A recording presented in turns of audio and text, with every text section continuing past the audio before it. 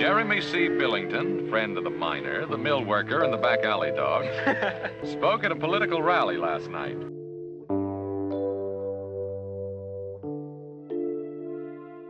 Sunday nights once slowed to opening guitar of a single television theme song. From 1959 to 1973, Bonanza invited millions to the Ponderosa, where Ben Cartwright and his sons faced danger, family, and moral choices.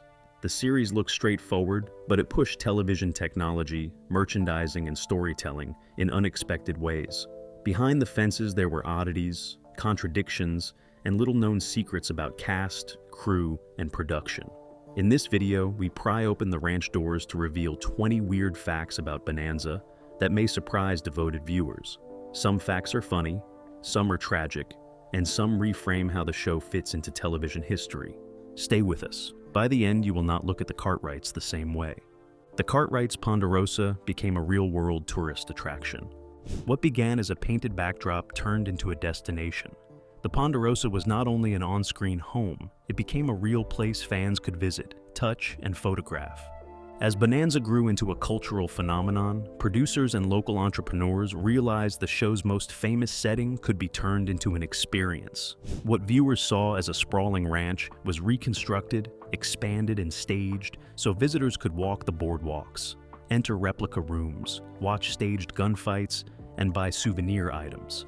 The attraction blurred the line between set and theme park, giving television fans an early version of what would later become franchise tourism. Turning the Ponderosa into a destination amplified Bonanza's reach far beyond broadcast slots. It created a direct line from screen to consumer, boosting merchandising and local economies. Fans who once only watched Ben Cartwright on Sunday now became participants, which deepened loyalty and turned casual viewers into devotees who returned year after year. Visualize a family road trip in the middle of the century, kids clutching lunchbox replicas, parents snapping photos on a wooden porch that matched the opening credits. For many, visiting the Ponderosa felt like stepping into the television memory they carried at home. That transformation, from fictional ranch to tourist landmark, helped codify TV as a place people could inhabit, not just watch. Pernell Roberts, Adam Cartwright, hated the show. Not every Cartwright loved the Ponderosa. Pernell Roberts, who played Adam Cartwright, often clashed with producers and openly criticized Bonanza. Adam was the eldest son, meant to be the steady voice of reason. Yet behind the camera, Roberts grew increasingly dissatisfied. He argued that the show offered little growth for his character and often dismissed its storylines as formulaic. He was outspoken about what he saw as shallow scripts, recycled themes, and a lack of authentic portrayals of frontier life. Unlike many actors who hid frustrations, Roberts took his complaints public, even during interviews. His open disdain created tension on set and with the network. By 1965, after 6 seasons, Roberts left Bonanza, a shocking move at the height of its popularity. His departure left fans confused, and producers scrambling to adjust storylines. Despite his criticism, Adam Cartwright remained one of the most beloved characters, proving that audiences connected even when the actor himself did not. Millions of viewers saw Adam Cartwright as the dependable, loyal son who anchored the family. Off-screen, Roberts could barely hide his disappointment, feeling trapped in what he saw as a paint-by-numbers Western. While his colleagues grew comfortable with fame, he pursued theater and more serious roles. For fans, the absence of Adam marked one of the earliest lessons that even in beloved TV families, not everyone wanted to stay around the fire. Michael Landon was more than just Little Joe.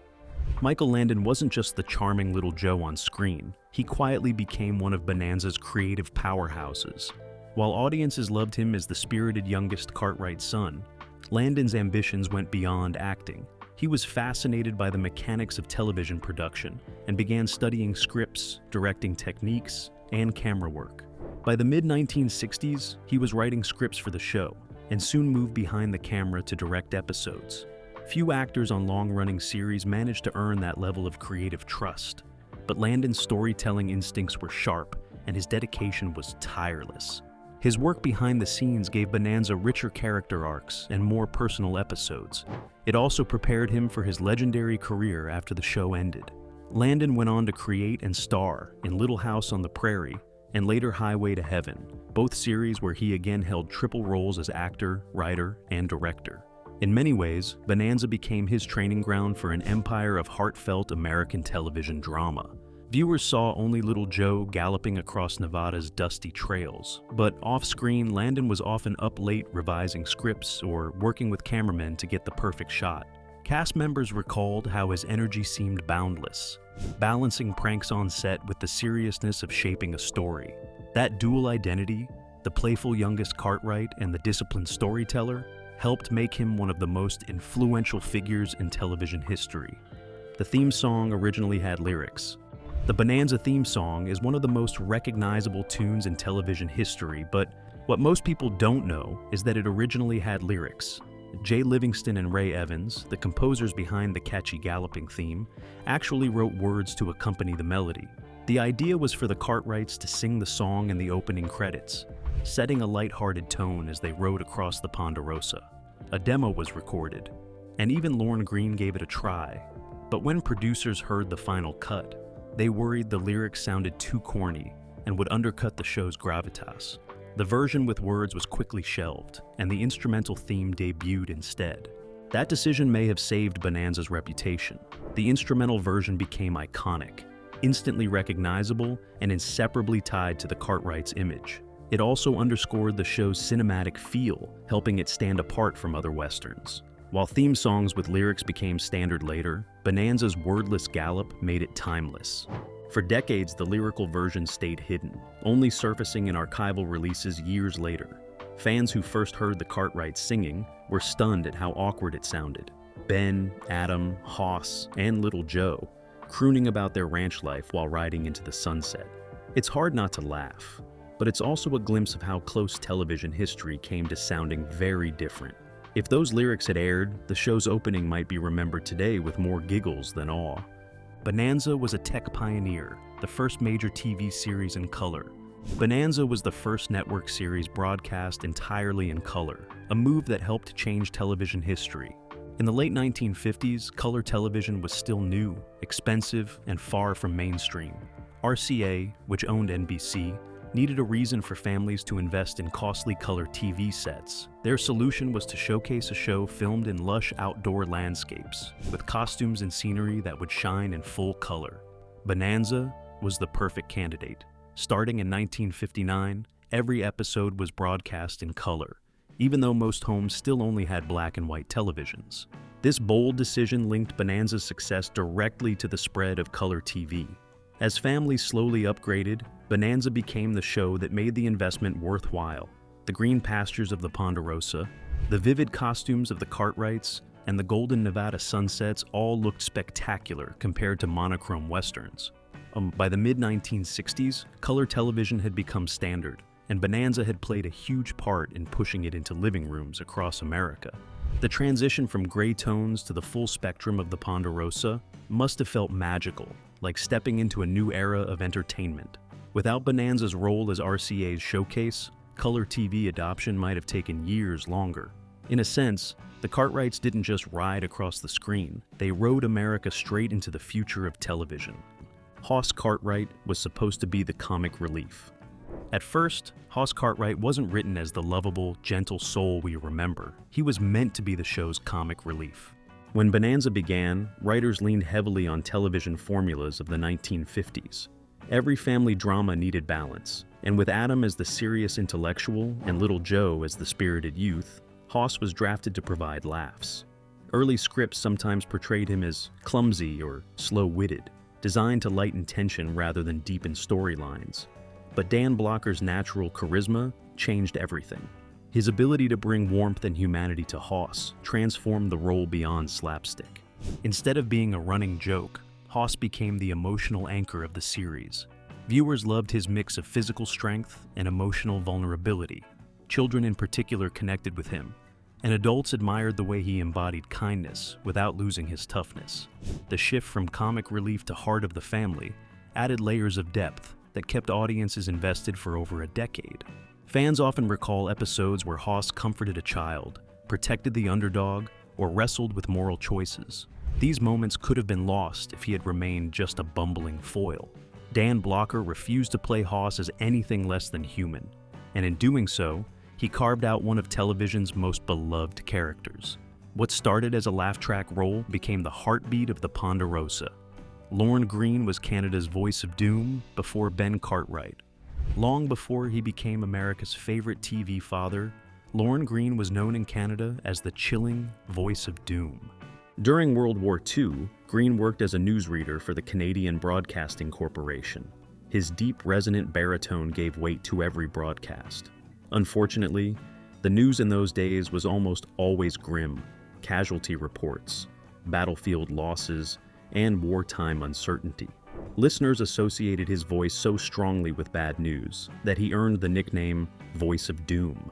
While it cemented his reputation as a serious and trustworthy presence, it also cast a shadow over his early career. That very voice, however, became his ticket to television immortality. When Bonanza producers cast him as Ben Cartwright, Greene's commanding tone gave the patriarch authority and gravitas. Audiences who once linked his voice to wartime despair now heard it as a source of comfort, guidance, and stability. His transition from voice of doom to America's dad is one of the most striking career reinventions in TV history. Imagine Canadians in the 1940s huddled around radios, dreading what Greene's voice might deliver next. 2 decades later, those same tones reassured millions of families as Ben Cartwright dispensed fatherly wisdom on Sunday nights. It's a reminder that the qualities that once defined gloom could, with a shift of context, become the very reason an actor was so beloved. Greene's voice, once feared, became the warm heartbeat of the Ponderosa. Bonanza tackled social issues before television was ready. In an era when most TV westerns stuck to shootouts and cattle drives, Bonanza surprised audiences by confronting social issues that television usually avoided. The 1960s were a turbulent decade, yet television often shied away from controversy. Bonanza broke that pattern. Writers slipped in storylines that addressed racism, domestic violence, class prejudice, and even substance abuse. Episodes showed the Cartwrights defending Chinese immigrants, standing up for Native Americans, or protecting women from exploitation. These plots weren't common in primetime entertainment, especially in shows marketed as family-friendly westerns. By weaving in social themes, Bonanza gained a reputation for being more than just a frontier adventure. It showed that television could reflect real moral dilemmas and spark conversations in American homes. While not every episode was progressive by modern standards, the willingness to explore injustice set it apart from many of its contemporaries. This approach paved the way for later dramas that addressed cultural tensions more directly. One striking episode, Day of Reckoning, featured the Cartwrights defending a Native American man who married a white woman, a storyline that would have been considered risky at the time. For viewers, it wasn't just about the Wild West anymore. It was about the moral compass of modern America. Through the Cartwrights' choices, Bonanza quietly nudged audiences to reflect on their own values, proving a Western could carry more than horses and gunsmoke. It could carry meaning. Guest stars included future legends. Before they became household names, many future stars passed through the Ponderosa as guest characters. Because Bonanza ran for 14 seasons, it provided a stage for hundreds of guest actors. Many of these performers were still unknown when they appeared on the show, but would later become cultural icons. Leonard Nimoy, years before Star Trek, played everything from a Native American to a Mexican outlaw. James Coburn, later an Oscar-winning actor, also rode through Virginia City. Even actors like Charles Bronson and Bruce Dern made appearances, sharpening their craft in episodes of Bonanza. This revolving door of guest talent gave the show an unexpected role in television history. It became a training ground. Casting directors often spotted rising talent here, and the exposure helped young actors build credibility. Fans who revisit the series today often find themselves surprised, recognizing faces that would later dominate Hollywood. Bonanza inadvertently created a catalog of before-they-were-famous performances. Imagine sitting down in 1962, watching a one-off villain face down the Cartwrights, never realizing that actor would later command starships or headline major films. For audiences today, rewatching those episodes feels like discovering hidden treasure. The Ponderosa wasn't just home to the Cartwrights. It was a stepping stone for some of the biggest names in entertainment. The show boosted Nevada tourism, especially Virginia City. Bonanza didn't just transform television screens, it reshaped the real map of Nevada by turning Virginia City into a tourist magnet. The fictional setting of the Cartwright Ranch was tied closely to Virginia City, a once booming mining town. For decades, Virginia City had slipped into decline after the Silver Rush ended, but Bonanza breathed new life into it. Fans curious about the show's backdrop traveled west to see where their beloved Cartwrights supposedly lived. Local businesses capitalized on the craze, building attractions, themed shops, and guided tours. Suddenly, a fading mining town found itself on the national tourism circuit.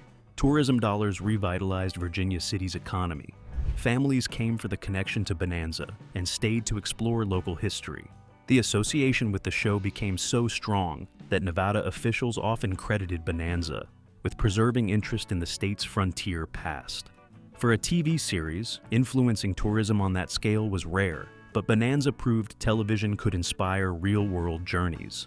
While no cameras had filmed there, businesses decorated storefronts with cowboy motifs, and souvenirs lined shelves. Visitors left believing they had stepped into Cartwright country. In truth, the town's revival was less about silver and more about Sunday night television magic, proof that the Ponderosa reached far beyond the screen. Bonanza had merchandise galore, lunchboxes, board games, and more.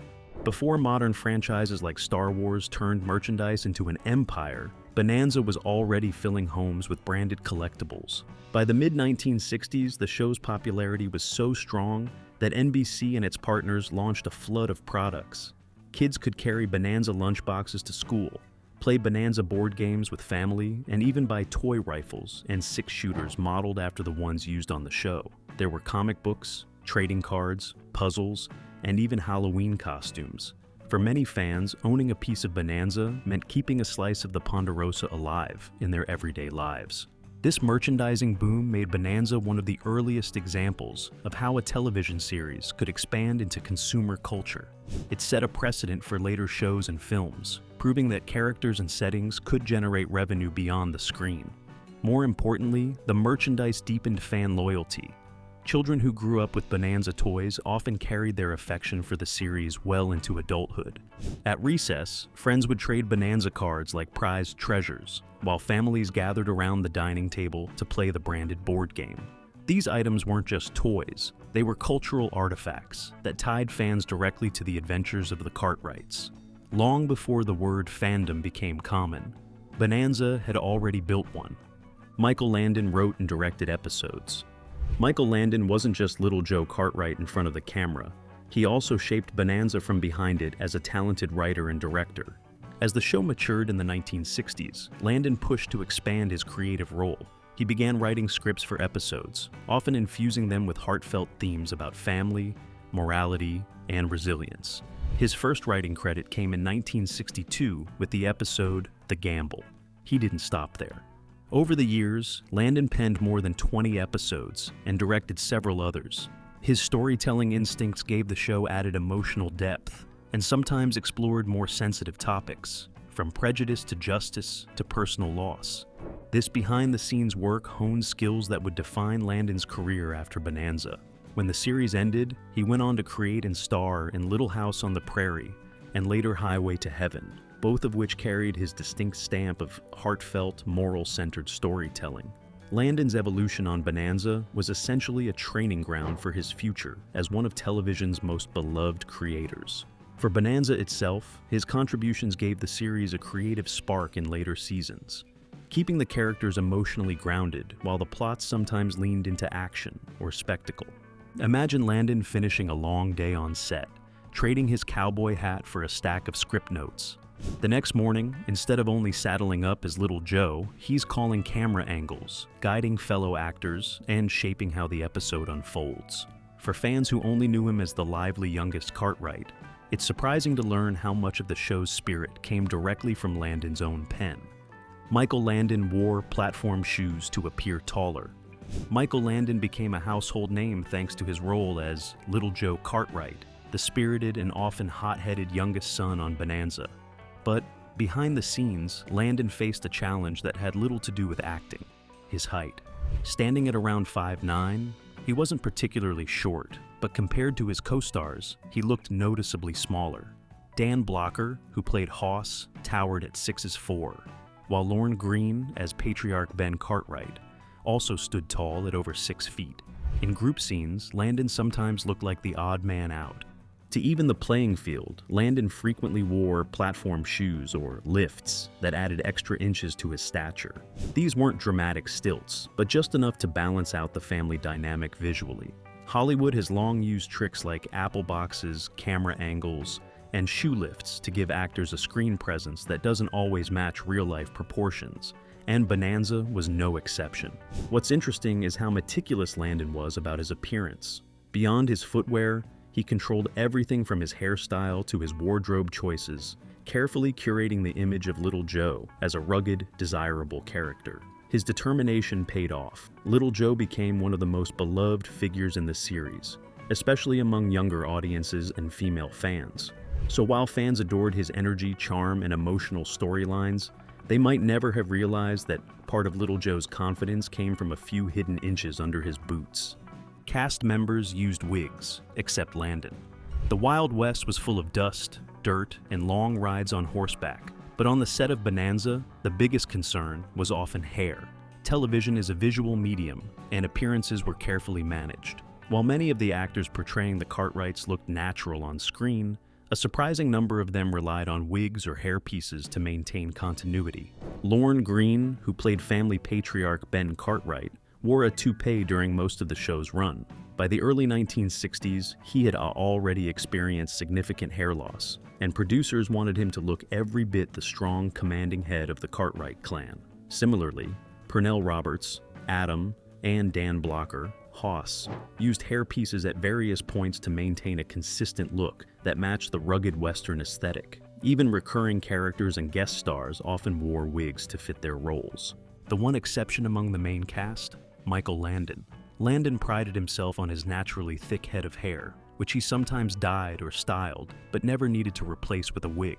Ironically, as his co-stars aged visibly across the series' 14 seasons, Landon seemed to defy time. His youthful look helped cement Little Joe as the eternally charming younger brother. The use of wigs might sound trivial, but it points to how television production balances reality with illusion. Hair continuity kept the show's family dynamic believable and timeless. Without it, audiences might have noticed age and stress far more quickly in a series that ran for over a decade.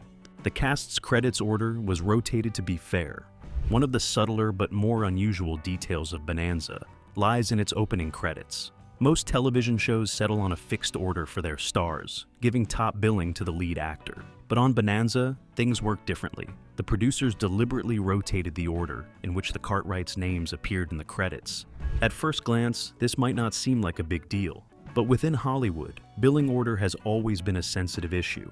It affects how audiences perceive star importance and can even influence an actor's salary negotiations. For Bonanza, the four main actors, Lorne Greene, Ben, Pernell Roberts, Adam, Dan Blocker, Hoss, and Michael Landon, Little Joe, were all central to the show's identity. To avoid conflict, the show's producers made the unusual decision to rotate billing. This meant that across episodes, each actor had a chance to appear first, second, third, or fourth in the credits. It was an egalitarian move that kept peace among the cast, while also emphasizing the family dynamic at the heart of the story. No single Cartwright was positioned as the true star of the show. They were all vital parts of the whole. In retrospect, this system probably helped Bonanza avoid the ego battles that plagued many other long-running series.